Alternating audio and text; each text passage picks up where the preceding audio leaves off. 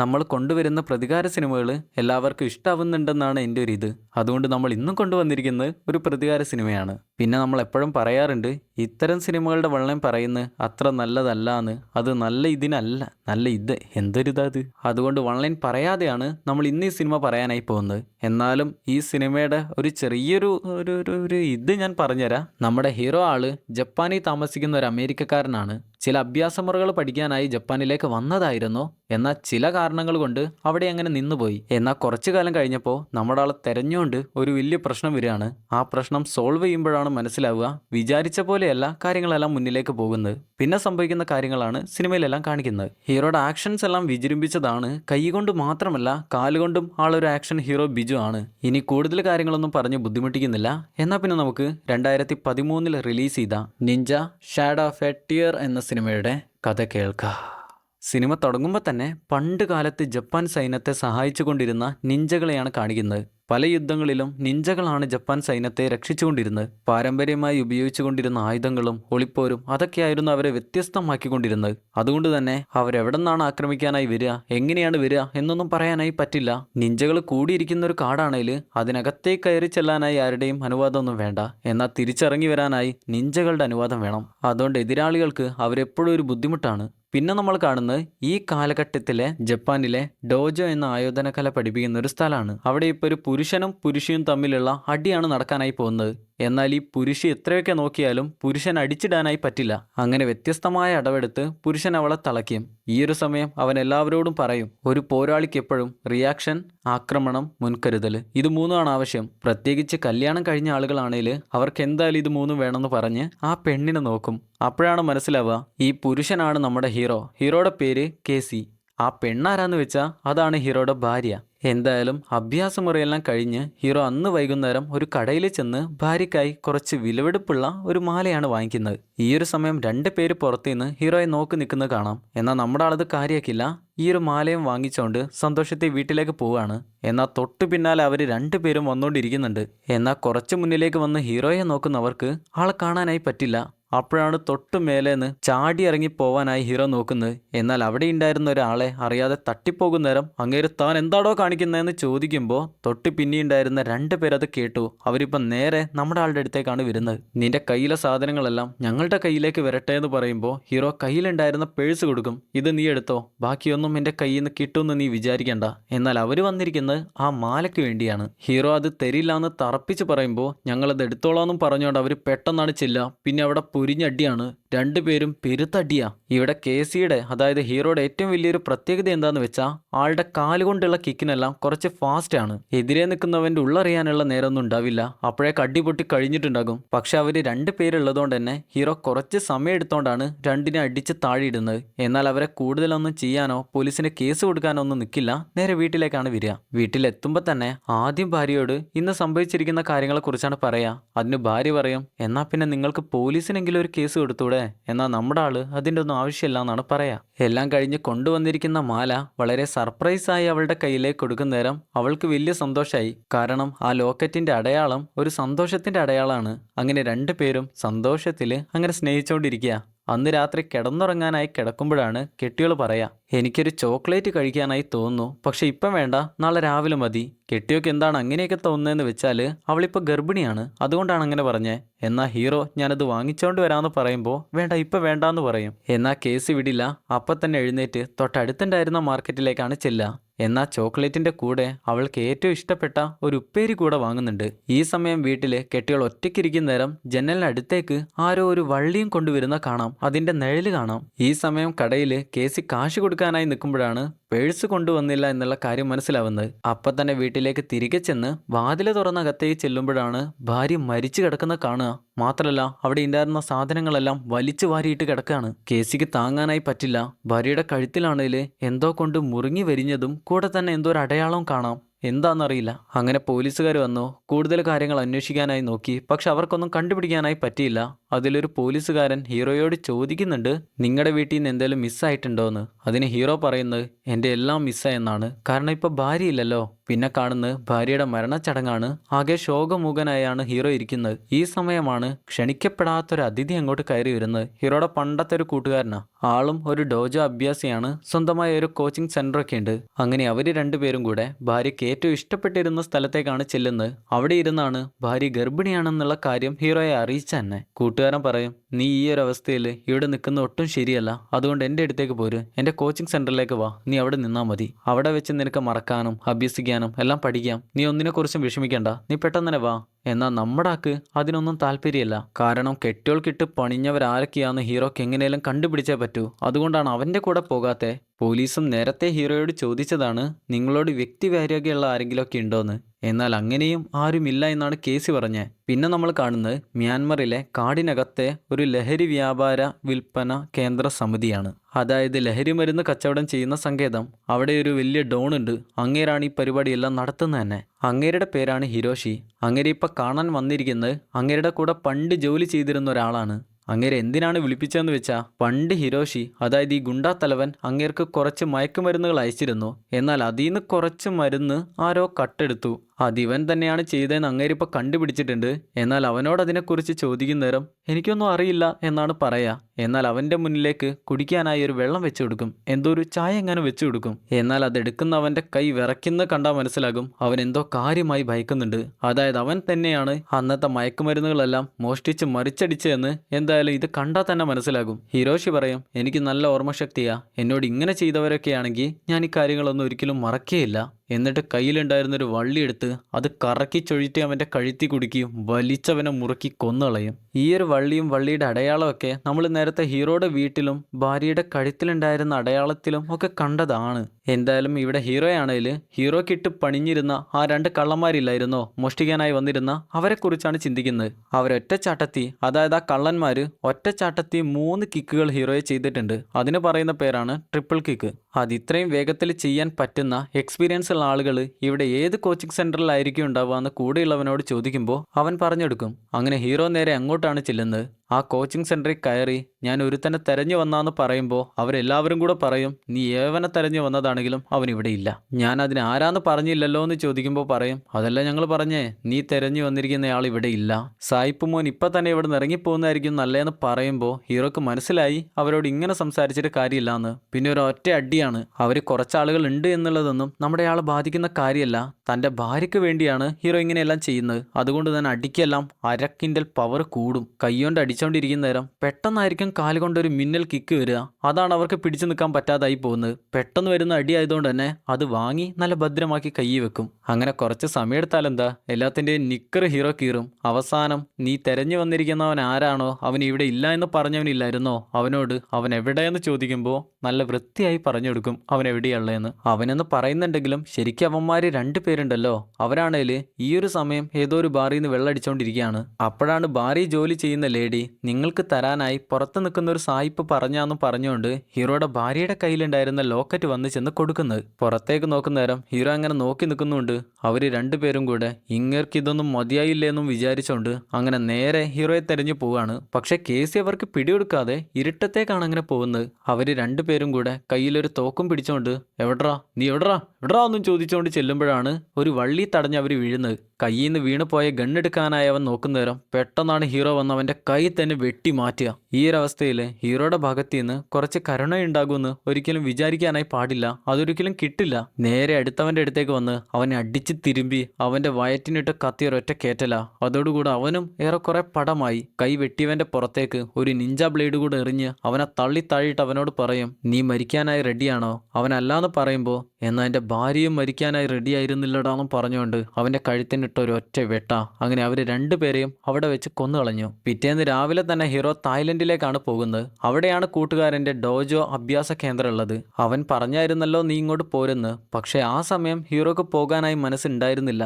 എന്നാൽ ഇപ്പോൾ ഭാര്യയോട് ഈ ഒരു പരിപാടി കാണിച്ചവരെ എല്ലാവരെയും അവൻ കൊന്നുകളഞ്ഞു. അതുകൊണ്ട് അതിൻ്റെ സമാധാനത്തിലാണ് അവനിപ്പോൾ അങ്ങോട്ട് ചെല്ലുന്നത്. കേസിയെ കണ്ടപ്പോൾ തന്നെ കൂട്ടുകാരനും വലിയ സന്തോഷമായി. തൻ്റെ ഏറ്റവും പ്രിയപ്പെട്ട ശിഷ്യന്മാരെയും കേസിക്ക് കാണിച്ചു കൊടുക്കും. അതിലൊരു ശിഷ്യൻ പണ്ട് കേസിയുടെ കേന്ദ്രത്തിൽ കേസിയുടെ അടിപിടിയെല്ലാം കാണാനായി വന്നിട്ടുണ്ട്.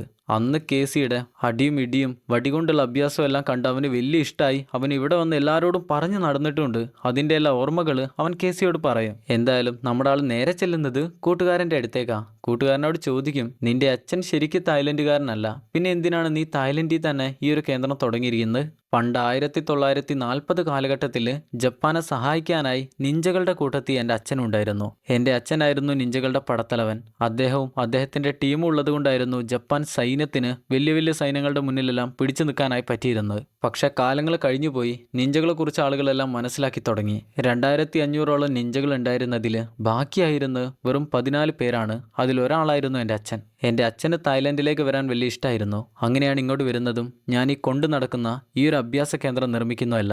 ഈ സമയമാണ് നിഞ്ചകൾക്ക് ആവശ്യമായ ആയുധങ്ങളുടെ ഒരു കൊറിയർ അങ്ങോട്ട് വരുന്നത്. അതവിടെ കൊണ്ടുവെക്കും. വലിയൊരു പെട്ടിയാ, അതിലിഷ്ടം പോലെ ആയുധങ്ങളാണുള്ളത്. അങ്ങനെ സംസാരമെല്ലാം കഴിഞ്ഞാൽ അവർ രണ്ടുപേരും കൂടെ പരിശീലനത്തിനായി പോവാണ്. ആദ്യത്തെ വ്യായാമം എല്ലാം ചെയ്തു കഴിഞ്ഞു ഒരു ഫൈറ്റിംഗ് ആണ് അവിടെ നടക്കാനായി പോകുന്നത്. അതിന് മുന്നിലേക്ക് വന്നിരിക്കുന്നവരാരൊക്കെയാന്ന് വെച്ചാൽ ഹീറോയും കൂട്ടുകാരൻ്റെ ഒരു ശിഷ്യനുമാണ്. അങ്ങനെ അവർ രണ്ടുപേരും പൊരിഞ്ഞ അടിയാണ് അവിടെ തുടങ്ങിയത്. കൂട്ടുകാരൻ്റെ ശിഷ്യന് ഹീറോയെ എങ്ങനെയാലും ഇടിക്കണമെന്ന് മാത്രമേ ഉള്ളൂ. പക്ഷേ ഹീറോക്കാണെങ്കിൽ അവനെ ഇടിക്കണമെന്നില്ല. ഇടിക്കാനായി ചാൻസ് കിട്ടിയാലും അവൻ്റെ മുഖത്ത് കൈ വെക്കില്ല, കാണിച്ചു കൊടുക്കും. ഇടിക്കാനൊരു ചാൻസ് ഉണ്ടായിരുന്നു, പക്ഷെ ഞാനത് ചെയ്തില്ല എന്നുള്ളത് കാണിച്ചു കൊടുക്കും. പക്ഷേ ശിഷ്യൻ അപ്പോഴും പൊരിഞ്ഞടിയാ. കയ്യിൽ കിട്ടിയ വടിയെല്ലാം എടുത്ത് വീശലോട് വീശലാണ്. എന്നാലും നമ്മുടെ ആൾക്ക് വലിയ കുഴപ്പമൊന്നുമില്ല. അതിൻ്റെ ഇടയിൽ നിന്നെല്ലാം രക്ഷപ്പെട്ട് അങ്ങനെ വരും. ഹീറോ വലിയ കാര്യമാക്കാത്തതുകൊണ്ട് തന്നെ ശിഷ്യനും 2-3 ഇടിയെല്ലാം കേസിക്ക് കൊടുക്കാനായി പറ്റുന്നുണ്ട്. എന്നാൽ അതിൻ്റെ ഇടയിൽ അവൻ കേസിയുടെ മൂക്കിനിട്ടൊരു ഒറ്റ ഇടിയാ, ചോരയും വന്നു. അത് കേസിക്ക് സഹിക്കില്ല. ദേഷ്യം വരുന്ന കേസി അവൻ്റെ കയ്യിലുണ്ടായിരുന്ന വടിയെടുത്ത് അവനെ പൊതിരത്തല്ലും. അടിയോടടിയാ. കൂട്ടുകാരൻ നിർത്താൻ പറയുമ്പോഴാണ് നിർത്തുന്നത് തന്നെ. അങ്ങനെ ദേഷ്യം വന്ന് പോകുന്ന കേസിയുടെ തൊട്ട് പിന്നാലെ കൂട്ടുകാരൻ ചെന്ന് പറയും, നീ എന്ത് പണിയാ കാണിച്ചേ? നിന്റെ ആശാന്റെ ആദർശങ്ങളെക്കുറിച്ചെല്ലാം നീ മറന്നോ? നിന്റെ ആശാന് ഏറ്റവും കൂടുതൽ അപമാനം ഉണ്ടാക്കുന്ന കാര്യമാണ് നീ ഇപ്പം ചെയ്തിരിക്കുന്നത്. നിന്റെ കോൺസെൻട്രേഷൻ, ക്ഷമ, അതെല്ലാം എവിടെ പോയി? അതെല്ലാം നമുക്ക് തിരിച്ചു കൊണ്ടുവന്നേ പറ്റൂ. നിനക്ക് ഓർമ്മയില്ലേ? അതിനായി നമ്മൾ ഒരുപാട് തീക്കനലിൽ കൂടെ നടന്നെല്ലാം അതൊന്നുകൂടെ ചെയ്തേ പറ്റൂ. പിന്നെ നമ്മൾ കാണുന്നത് അന്ന് രാത്രി ഹീറോ തീക്കനലിൽ കൂടെ നടക്കാനായി ചെല്ലുന്നതാണ്. നടക്കാൻ തുടങ്ങുമ്പോൾ തന്നെ നല്ല കോൺസെൻട്രേഷനോട് കൂടെ വികാരങ്ങളെല്ലാം അടക്കി പിടിച്ചു വെച്ചാണ് നടക്കുക. എന്നാൽ കുറച്ച് മുന്നിലേക്ക് എത്തുമ്പോൾ ഭാര്യയെക്കുറിച്ചുള്ള ഓർമ്മകളെല്ലാം മനസ്സിലേക്ക് എത്തും. അതോടുകൂടെ കോൺസെൻട്രേഷൻ കയ്യിൽ നിന്ന് പോയി. കാല് പൊള്ളി വേദനിച്ച് അപ്പം തന്നെ അവിടെ നിന്ന് ഇറങ്ങിപ്പോകും. അങ്ങനെ അവിടെ നിന്ന് നേരെ ചെല്ലുന്നത് ഒരു ബാറിലേക്കാണ്. അന്ന് മുഴുവനും ഹീറോ നല്ലപോലെ വെള്ളം അടിക്കും. അങ്ങനെ ഇരിക്കുമ്പോഴാണ് ഏതോ ഒരുത്തൻ വന്നുകൊണ്ട് ആളുടെ മേലൊരു തട്ട് തട്ടുന്നത്. അതോടുകൂടെ കുടിച്ചോണ്ടിരുന്ന മദ്യമെല്ലാം ദേഹത്തായി. അത് കാണുന്ന അങ്ങേര് പറയും, നിനക്ക് കഴിക്കുന്നേരം ഇതുപോലെ എന്തെങ്കിലും ഒരു തുണി കഴുത്തിൽ കെട്ടിക്കൂടെ? അങ്ങനെയാണ് ഷർട്ടൊന്നും ചീത്തയാവില്ല. അവൻ കളിയാക്കിക്കൊണ്ട് പറഞ്ഞാണ്. അപ്പം തന്നെ അടി കൊടുക്കും. അടിയുടെ കൂടെ ഒരു ചവിട്ടാണ്. അതിൽ തന്നെ അവൻ തെറിച്ച് വീണു. തൊട്ട് പിന്നിൽ തന്നെ അവന്റെ ശിങ്കിടികൾ ഇരിക്കുന്നുണ്ട്. അവരപ്പം തന്നെ വന്ന് ഹീറോയെ അടിക്കാനായി നോക്കുന്നേരം പിന്നെ നോക്കണ്ടല്ലോ, പറയേണ്ട ആവശ്യമില്ലല്ലോ. വലിയ വലിയ ആൾക്കാരുടെ നിക്കർ കീറി വിട്ടയാളാണ് ഹീറോ. അതിന്റെ ഇടയിൽ ഇതുമാതിരി ചെറിയ ചെറിയ കിള്ളകൾ വന്നാൽ അതൊന്നും വലിയ പ്രശ്നമല്ലല്ലോ. അതുകൊണ്ട് അടിക്കുന്ന അടികളൊന്നും എങ്ങോട്ടും ഒഴിഞ്ഞു പോയില്ല. എല്ലാം ഓരോരുത്തരുടെയും മേലെ കൊള്ളുന്നുണ്ട്. നമ്മൾ നേരത്തെ പറഞ്ഞ പോലെ തന്നെ കാലുകൊണ്ടുള്ള അടിയാണ് അവർക്ക് പിടിച്ചു നിൽക്കാനായി പറ്റാത്തെ. അത് കുറച്ച് ഫാസ്റ്റിലാണ് വരിക. കയ്യിൽ നിന്ന് വരുന്ന പോലെ തന്നെ കുറച്ചുകൂടെ ഫാസ്റ്റിലാണ് കാലിൽ നിന്ന് വരിക. അത് പിന്നെ കൊള്ളാതിരിക്കാനായി പറ്റില്ലല്ലോ.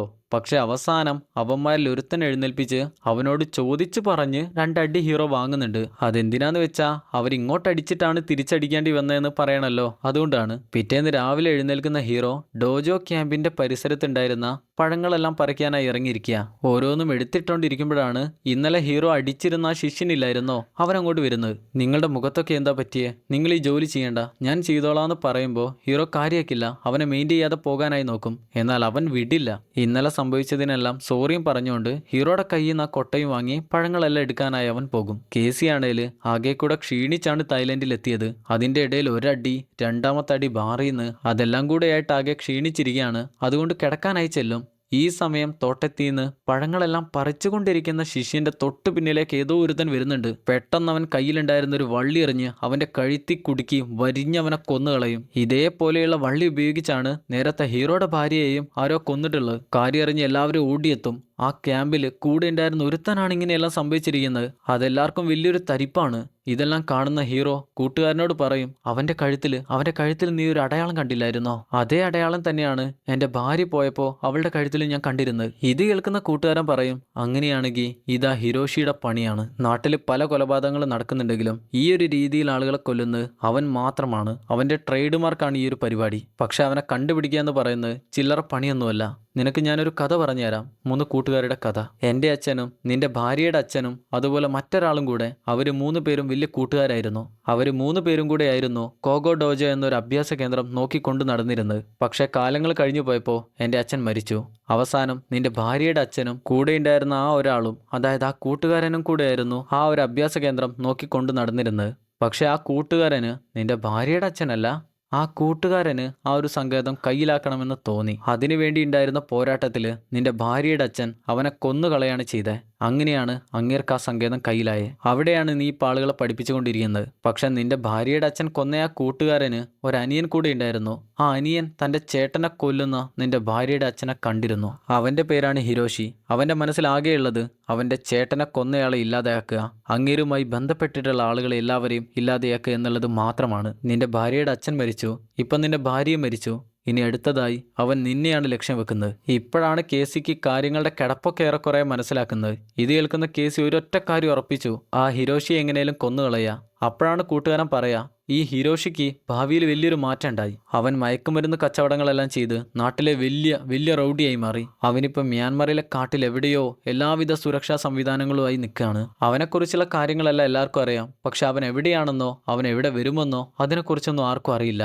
അവനെ കണ്ടുപിടിക്കാൻ പോകുന്നത് തന്നെ മരണത്തിന് തുല്യമാണ്. അതുകൊണ്ട് തന്നെ കൂട്ടുകാരൻ പറയും, നീ എന്തായാലും അവനെ കണ്ടുപിടിക്കാൻ പോവുക, അവനെ കൊല്ലുക എന്നുള്ള പരിപാടിയൊക്കെ മനസ്സിൽ വിചാരിച്ചിട്ടുണ്ടെങ്കിൽ അതെല്ലാം മാറ്റിക്കളയുക. അതൊരിക്കലും നടക്കാനായി പോകുന്ന കാര്യമല്ല. എന്നാൽ അന്ന് രാത്രി ഹീറോ കൂട്ടുകാരൻ്റെ അടുത്ത് ചെന്ന് പറയും, ഞാൻ എന്തായാലും അവനെ കണ്ടുപിടിക്കാനായി പോവാണ്. എനിക്കിപ്പോൾ ജീവിതത്തിൽ ഒരേ ഒരു ലക്ഷ്യം അവനെ ഇല്ലാതെയാക്കുക എന്നുള്ളത് മാത്രമാണ്. ഈ ഒരു ലക്ഷ്യം അവസാനിച്ചാലേ എനിക്ക് മറ്റെന്തുള്ളൂ. എന്നാൽ കൂട്ടുകാരൻ അപ്പോഴും സമ്മതിക്കില്ല, പോകാനായി സമ്മതിക്കില്ല. എന്നാൽ പിടിച്ചു വെച്ചിട്ട് കാര്യമില്ല എന്ന് പറയാം. പിറ്റേന്ന് രാവിലെ പോകാനായി റെഡി ആയിക്കൊണ്ടിരിക്കുന്ന ഹീറോയുടെ അടുത്തേക്ക് കൂട്ടുകാരൻ വന്നൊരു മാപ്പ് എടുക്കും. പണ്ട് കൂട്ടുകാരൻ്റെ അച്ഛൻ ഒരു കാട്ടിൽ ഒരു വലിയ സൈന്യത്തിനെ കൊണ്ട് പോയി എന്ന് പറഞ്ഞില്ലായിരുന്നോ, അതായത് നിഞ്ചകളുടെ സൈന്യത്തെ? അതേ കാട്ടിൽ തന്നെയാണ് ഹിരോഷി ഇപ്പോൾ അവൻ്റെ മയക്കുമരുന്ന് കച്ചവടങ്ങളെല്ലാം നടത്തുന്നത്. എന്നാൽ പണ്ട് കൂട്ടുകാരൻ്റെ അച്ഛൻ ആ കാടിൻ്റെ ഒരു വലിയ മാപ്പ് തന്നെ ഉണ്ടാക്കി വെച്ചിരുന്നു. അതിലെവിടെയൊക്കെയായിരുന്നു അവർ പണ്ട് ആയുധങ്ങളെല്ലാം ഒളിപ്പിച്ച് വെച്ചിരുന്നതെന്ന് വരെ അവരതിൽ മാർക്ക് ചെയ്ത് വെച്ചിട്ടുണ്ട്.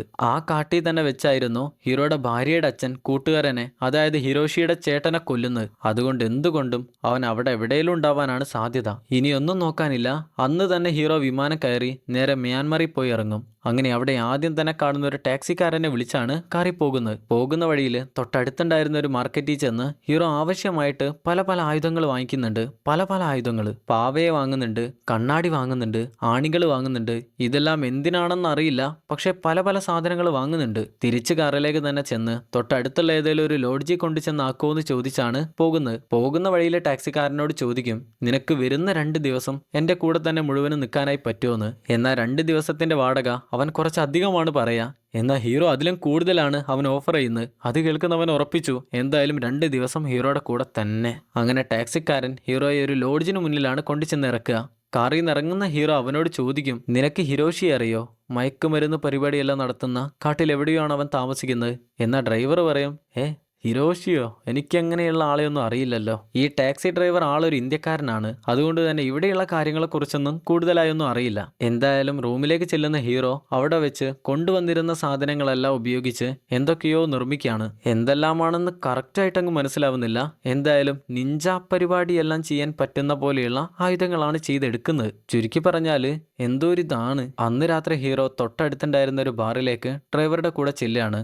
അങ്ങോട്ട് ചെല്ലുന്നതിൻ്റെ കാരണം എന്താന്ന് വെച്ചാൽ എങ്ങനെയും ഇവിടെ വെച്ച് ഹിരോഷിയെക്കുറിച്ച് മനസ്സിലാക്കിയെടുക്കണം. എന്നാൽ അകത്തേക്ക് ചെല്ലുമ്പോൾ തന്നെ മറ്റാവശ്യങ്ങൾക്കുള്ള ആളുകളാണ് അങ്ങോട്ട് ചെല്ലുന്നത്. എന്നാൽ അതൊന്നും മെയിൻ ചെയ്യാതെ അവിടെ ചെന്നിരിക്കുന്ന നേരം സ്പെഷ്യൽ ആയിട്ടുള്ള കസ്റ്റമറാന്ന് മനസ്സിലാക്കി ഒരുത്തൻ ചെന്ന് കേസിയോട് ചോദിക്കും, നിങ്ങൾക്ക് എന്താണ് വേണ്ടത്? നിങ്ങൾക്ക് വേണ്ട എന്തും ഇവിടെ കിട്ടുമെന്ന്. നീ അർമാദിക്കാനാണോ ഉദ്ദേശിക്കുന്നതെന്ന് ചോദിക്കുമ്പോൾ ഹീറോ അതേന്ന് പറയും. എന്നാൽ എൻ്റെ കൂടെ വായോ എന്ന് അങ്ങേര് പറയുമ്പോൾ നമ്മുടെ ആൾ പറയും, ഞാൻ കൂടെ വരില്ല, നീ ഇങ്ങോട്ട് കൊണ്ടുതരണം. എന്നാൽ അങ്ങേര് പറയും, എൻ്റെ കൂടെ വരാതെ നീ ഉദ്ദേശിക്കുന്ന ഒന്നും നടക്കാനായി പോകുന്നില്ല. വേറെ വഴിയില്ല, അവൻ്റെ പിന്നാലെ തന്നെ ചെല്ലും.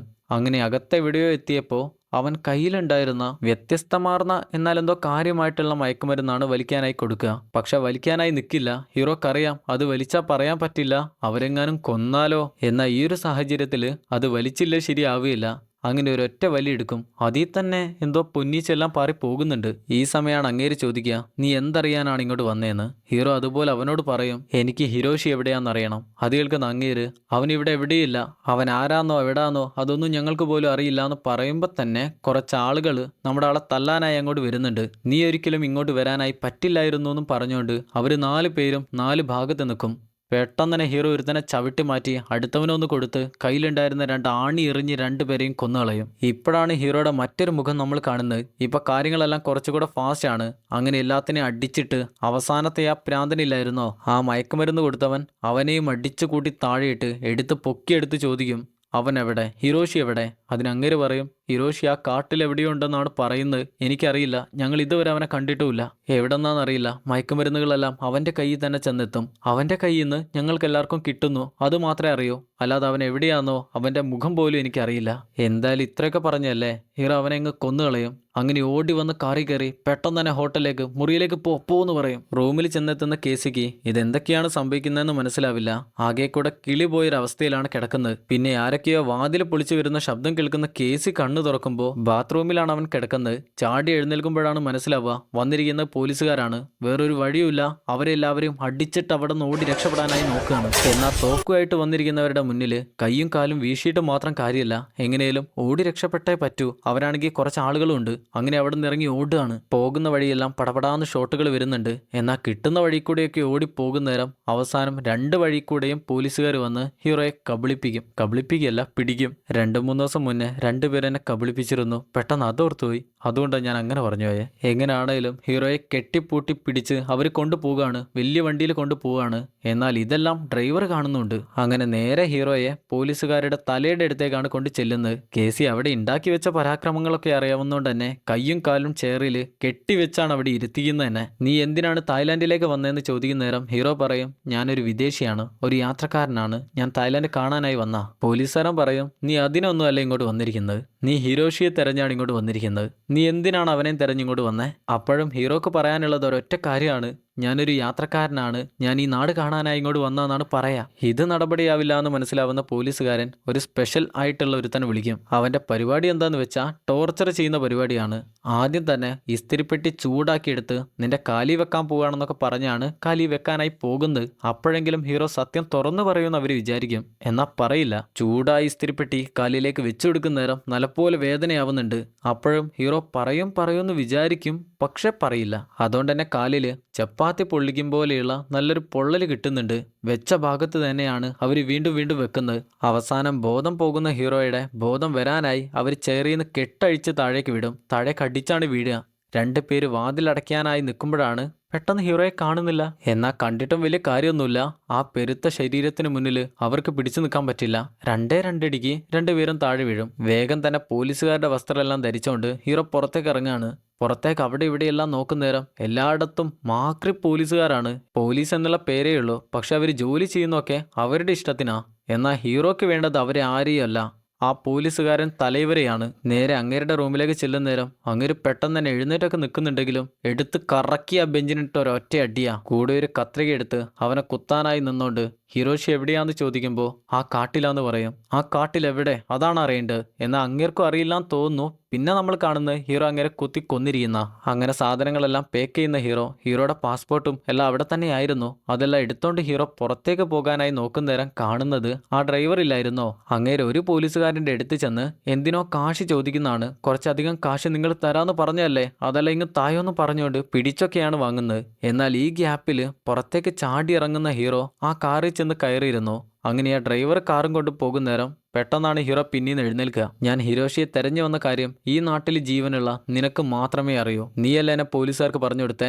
അത് കേൾക്കുന്ന അങ്ങേരൊന്ന് പേടിക്കും. ഞാനൊന്നും അല്ല. എന്നാ ഹീറോ പറയും, താഴെ വീണ് ഉരുളേണ്ട ആവശ്യമല്ല, നീയല്ലേ ഇതെല്ലാം ചെയ്തേ. അതിനങ്ങേര് പറയും, അവരെന്നോട് കുറച്ച് കാര്യങ്ങൾ ചോദിക്കാനായി വന്നിരുന്നു. അവരവരുടെ ജോലി ചെയ്തു, ഞാൻ പേടിച്ചോണ്ട് എൻ്റെ ജോലിയും ചെയ്തു, അങ്ങനെയൊക്കെയാണ് പറയുന്നത്. എന്നാലും ഹീറോ അങ്ങേരെ ഒന്നും ചെയ്യാനായി നിൽക്കില്ല. ഹിരോഷി താമസിക്കുന്ന ആ കാടിനടുത്തേക്ക് ഹീറോയെ കൊണ്ടു ചെന്നാക്കാനാണ് പറയാ. അങ്ങനെ അങ്ങേര് ആ ഒരു ഏരിയയിൽ കൊണ്ടു ചെന്ന് ഇറക്കും. സാറേ നിങ്ങൾ ശ്രദ്ധിക്കണേ, അവൻ്റെ അടുത്തേക്ക് പോകുന്ന അപകടമാണെന്ന് പറഞ്ഞാണ് ഹീറോയെ പറഞ്ഞു വിടുക. അങ്ങനെ അവിടെ വെച്ച് ഒരു നദി കടന്നാൽ മാത്രമാണ് ആ കാട്ടിലേക്ക് എത്തിച്ചെല്ലാനായി പറ്റുക. അങ്ങനെ ഒരു തോണിയിൽ ആ നദിയും കടന്ന് ആ കാട്ടിലെത്തി. ഇനി കാടിനെക്കുറിച്ച് കൂടുതൽ കാര്യങ്ങൾ മനസ്സിലാക്കിയെടുക്കണം. അതിനായി മാപ്പ് കയ്യിലേക്ക് എടുക്കും.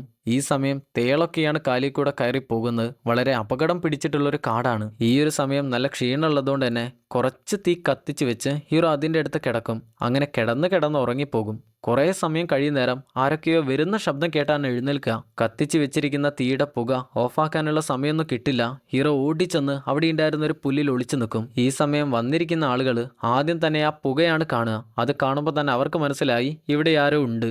അവരെല്ലാവരും ശരിക്കും ആ ഹിരോഷിയുടെ ആൾക്കാരാണ്. ഓരോരുത്തന്മാരും ഓരോ മുക്കും മൂലയും തെരഞ്ഞുകൊണ്ടിരിക്കുമ്പോഴാണ് ഹീറോയുടെ പുല്ലിൻ്റെ അടുത്തേക്ക് ചെല്ലുന്ന ഒരുത്തനെ ഹീറോ കഴുത്ത് പിടിച്ച് ഒടിച്ച് താഴെ ഇടുന്നത്. തൊട്ടു പിന്നാലെ ഒരുത്തനും കൂടെ വരുമ്പോൾ അവൻ അടിക്കും. അടുത്തവൻ വരുന്നേരം അവൻ്റെ മേലേക്ക് കത്തി എറിയും. അടുത്തേക്ക് ചെന്നാൽ കാര്യമില്ലാന്ന് മനസ്സിലാക്കുന്ന ഒരുത്തൻ ദൂരേന്ന് ഷൂട്ട് ചെയ്യാണ്. പടപടാന്ന് ഷൂട്ട് ചെയ്യുന്നേരം കേസി താഴെ കിടന്ന് ഉണ്ടാക്കി കൊണ്ടുവന്നിരുന്ന ഒരു പൊടിയെടുത്ത് അവൻ്റെ മുഖത്തേക്ക് ഒരൊറ്റ ഏറാ. എന്നാൽ അത് സഹിക്കാൻ പറ്റാത്ത അവൻ കയ്യിലുണ്ടായിരുന്ന ഒരു ഗ്രനേഡ് എടുത്ത് ഒരൊറ്റ ഏറാണ്. അത് പൊട്ടുമ്പോൾ തന്നെ ഹീറോ ചാടി വീണ് രക്ഷപ്പെടും. അവിടുന്ന് മാറി നിൽക്കും. തൊട്ടു പിന്നാലെയാണ് അവൻ ഗണ്ണുമായിട്ട് വരുന്നത്. കയ്യിലുണ്ടായിരുന്ന കത്തിയെടുത്ത് ഒരൊറ്റ എറിന് അവനെ കുത്തി കൊന്നുകളയും. അതെല്ലാം കഴിഞ്ഞ് ഹീറോ മാപ്പിൽ നോക്കി പണ്ട് നിഞ്ചകള്, അതായത് കൂട്ടുകാരൻ്റെ അച്ഛനും ഭാര്യയുടെ അച്ഛനും അവരെല്ലാവരും കൂടെ കുഴിച്ചു വെച്ചിരുന്ന ആയുധങ്ങളെല്ലാം തെരഞ്ഞാണ് പോകുന്നത്. അവസാനം ആ സ്ഥലം കണ്ടുപിടിച്ചു.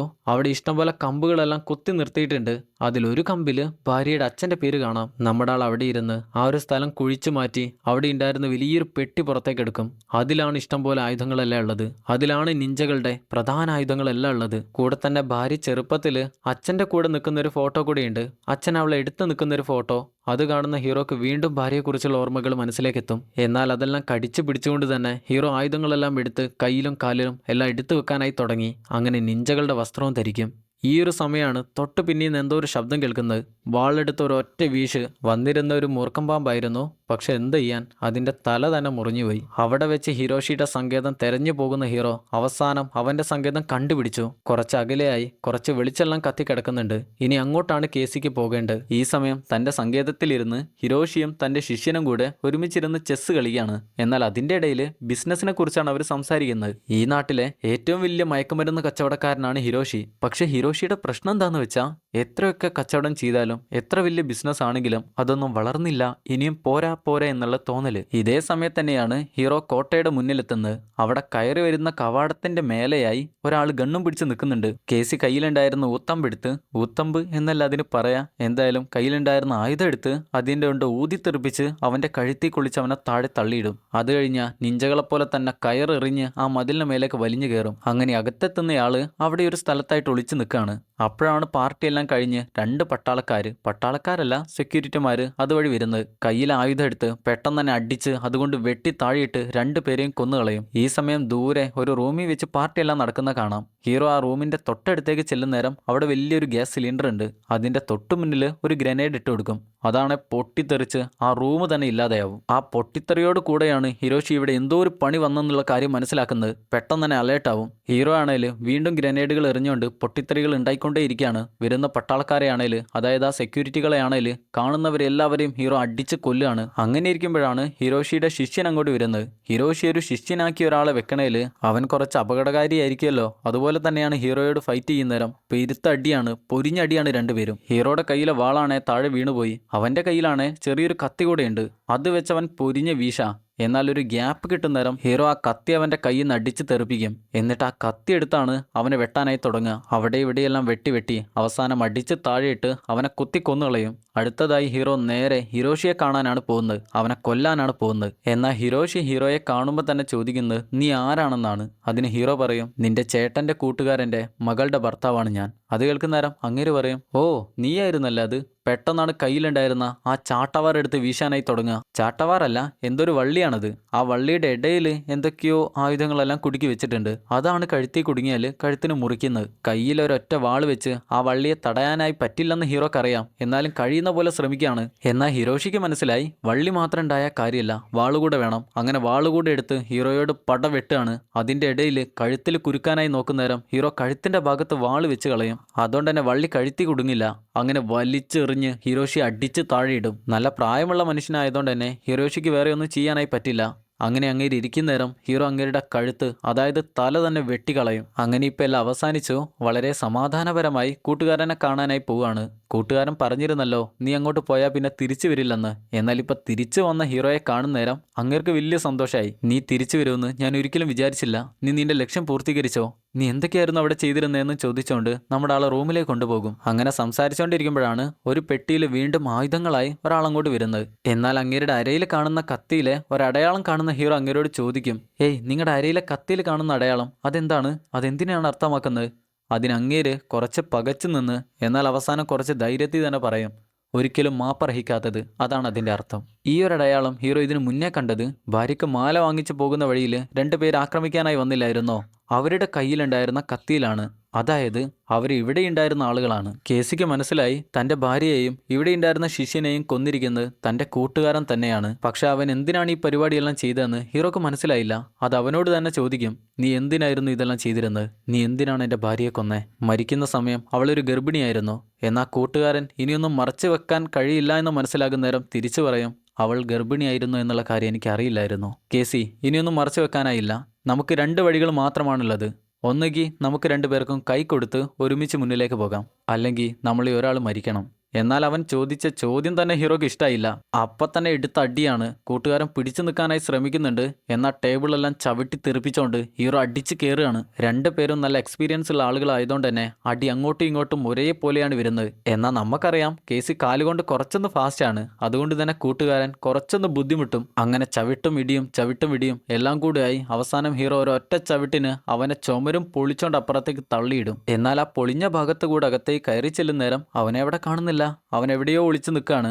അവനെ തെരഞ്ഞുകൊണ്ടിരിക്കുന്ന നേരം പെട്ടെന്നാണ് വാളുമായിട്ട് അവൻ ഇറങ്ങുന്നത്. അവിടെ ഇഷ്ടം പോലെ ആയുധങ്ങളെല്ലാം ഉള്ളതുകൊണ്ട് തന്നെ തൊട്ടടുത്ത് നിന്ന് കിട്ടിയിരുന്നൊരു വടിയാണ് ഹീറോ എടുക്കുക. എന്നാൽ ആ വാളിൻ്റെ മുന്നിൽ വടിക്ക് പിടിച്ചു നിൽക്കാനായി പറ്റില്ലല്ലോ, വടി അങ്ങ് ഒടിഞ്ഞു പോകും. എന്നാൽ അവിടെ വാളിനും പഞ്ഞൊന്നുമില്ല. അവിടെ നിന്ന് കിട്ടിയൊരു വാളെടുത്ത് ഹീറോ വീശാനായി തുടങ്ങി. അങ്ങനെ 2 പേരും പൊരിഞ്ഞ വീശ. കൂട്ടുകാരൻ 2 വാൾ വെച്ചെല്ലാം ഫൈറ്റ് ചെയ്യാനായി നോക്കുന്നുണ്ട്. എന്നാൽ ഹീറോ അതൊന്നും കാര്യമാക്കാതെ അവൻ്റെ വയറ്റിനിട്ടൊരൊറ്റ വെട്ട. അതിൻ്റെ ദേഷ്യത്തിൽ കയ്യിലുണ്ടായിരുന്ന വാള് ഹീറോയുടെ നെഞ്ചിലേക്ക് ഒരൊറ്റ ഏറ് കൊടുക്കും. നമ്മുടെ ആളത് വലിച്ചെടുക്കുന്നുണ്ടെങ്കിലും നെഞ്ചി തറച്ചോണ്ട് തന്നെ നല്ല വേദനയാണ്. എന്നാൽ അത് മുതലെടുത്തോണ്ട് കൂട്ടുകാരൻ പൊരിഞ്ഞ അടി തുടങ്ങും. എന്നാൽ അടിയുടെ ഇടയിൽ ഹീറോ താഴെ വീഴുമ്പോഴാണ് അവിടെ ഒളിപ്പിച്ചു വെച്ചിരുന്ന കൂട്ടുകാരൻ്റെ വള്ളി ആയുധം കാണുന്നത്. അതുപയോഗിച്ചാണ് അവൻ ഹീറോയുടെ ഭാര്യയെയും ഇവിടെ ഉണ്ടായിരുന്ന ശിഷ്യനെയും എല്ലാവരെയും കൊന്നിരുന്നത്. പിന്നെ ഒന്നും നോക്കാതെ പെട്ടെന്ന് തന്നെ ആ വള്ളി എടുത്ത് കിട്ടുന്ന ചാൻസിൽ അവൻ്റെ കഴുത്തിലേക്ക് വലിച്ചെറിഞ്ഞ് ഭാര്യയെ അവൻ എങ്ങനെയായിരുന്നോ കൊന്നിരുന്നത് അതുപോലെ തന്നെ വലിച്ചവനെ കൊന്നുകളയും. അങ്ങനെ ആകെ കൂടെ ക്ഷീണത്തിൽ അവിടെ ഇരിക്കുന്നേരാണ് കൂട്ടുകാരൻ്റെ 2ാമത്തെ ശിഷ്യനില്ലായിരുന്നോ അവൻ അങ്ങോട്ട് വരുന്നത്. അവനാണേൽ അവൻ്റെ കൂടെ ഉണ്ടായിരുന്നവൻ മരിച്ചു പോയതിൻ്റെ വേദനയിലാണ്. എന്നാൽ ഹീറോ ഇങ്ങനെയെല്ലാം ചെയ്തിരിക്കുന്ന കാണുന്ന നേരം അവനറിയാം എന്തോ ഒരു കാര്യമില്ലാതെ ഹീറോ ഇങ്ങനെയൊന്നും ചെയ്യില്ല. മെല്ലെ എഴുന്നേൽക്കുന്ന ഹീറോ അവിടെ കൊണ്ടുവച്ചിരുന്ന ആയുധങ്ങളെല്ലാം കൊണ്ടുവച്ചിരുന്ന പെട്ടിയില്ലായിരുന്നോ, അത് ചെന്ന് തുറന്നു നോക്കുമ്പോഴാണ് മനസ്സിലാവുക അതിൽ ശരിക്കും ആയുധങ്ങളല്ല ഉള്ളത്, അതിൽ മുഴുവനും മയക്കുമരുന്നുകളാണ്. കൂട്ടുകാരൻ എന്തായിരുന്നു ഇതുവരെ ചെയ്തതെന്ന് വെച്ചാൽ കൂട്ടുകാരൻ്റെ പരിപാടി ഹിരോഷിയെപ്പോലെ തന്നെ മയക്കുമരുന്ന് കച്ചവടമായിരുന്നു. എന്നാൽ ഈ നാട്ടിലും ഹിരോഷിയുടെ നാട്ടിലും കണ്ട നാട്ടിലെല്ലാം ഹിരോഷി തന്നെയാണ് ഇതിൻ്റെ എല്ലാം ഏറ്റവും വലിയ ഡീലർ. അതുകൊണ്ട് അങ്ങേരില്ലാതായാലേ കൂട്ടുകാരൻ്റെ ബിസിനസ് തഴച്ചു വളരാനായി പറ്റൂ. എന്നാൽ കൂട്ടുകാരൻ അറിയായിരുന്നു ഹിരോഷിയെ കൊല്ലാനായി പറ്റുന്ന ഒരേ ഒരാൾ, അതിന് കഴിവുള്ള ഒരേ ഒരാൾ അത് ഹീറോ മാത്രമാണ്. അതുകൊണ്ട് ഹിരോഷിയോട് ഹീറോക്കൊരു ദേഷ്യം ഉണ്ടാക്കി എടുക്കാനായി ഹിരോഷി കൊല്ലുന്ന പോലെ തന്നെ ഹീറോയുടെ ഭാര്യയെ കൊന്നുകളഞ്ഞു. കൂടെ ഹീറോ ഇവിടെ എത്തിയപ്പോൾ ഹീറോയുടെ ജോലി ചെയ്തുകൊണ്ടിരുന്ന ശിഷ്യനെയും കൂട്ടുകാരൻ കൊന്നുകളഞ്ഞു. അതോടുകൂടെ ഹീറോ ചിന്തിച്ചു താൻ ജോലി ചെയ്യേണ്ട പണി ചെയ്തുകൊണ്ടിരുന്ന ശിഷ്യനാണല്ലോ മരിച്ചത്, അതായത് തന്നെ കൊല്ലാനായി വന്നയാൾക്ക് ആള് മാറിപ്പോയതാണെന്നാണ് ഹീറോ വിചാരിച്ചത്. പക്ഷെ അതെല്ലാം കൂട്ടുകാരൻ്റെ പ്ലാനിങ് ആയിരുന്നു. ആ കാര്യങ്ങളെല്ലാം ആ 2ാമത്തെ ശിഷ്യന് ഹീറോ പറഞ്ഞെടുക്കും. 2ാമത്തെ ശിഷ്യൻ ആളൊരു ശുദ്ധനാണ്. തൻ്റെ കോച്ച് ഈ ഒരു സ്ഥലത്തെ ഈ ഒരു മഹത്തായി അവർ കണ്ടിരുന്ന ഈ ഒരു സ്ഥലത്തെ മോശമായി, അതായത് മയക്കുമരുന്ന് കച്ചവടം ചെയ്യാനായി ഉപയോഗിച്ചിരുന്നു എന്നുള്ള കാര്യം മനസ്സിലാവുന്നവന് കോച്ചിനോടൊരു ദേഷ്യം വരും. കൂടെ ഹീറോയോട് പറയും, ഈ കാര്യങ്ങളെല്ലാം മനസ്സിലാക്കി തന്നതിന് നന്ദി. അതുകൊണ്ട് നിങ്ങൾക്ക് ഇവിടുന്ന് പോകാം, നിങ്ങളൊന്നിനും ഭയക്കേണ്ട ആവശ്യമില്ല. പക്ഷെ നിങ്ങൾ ഈ ഒരു കാര്യം ആരോടും പറയാനായി പാടില്ല.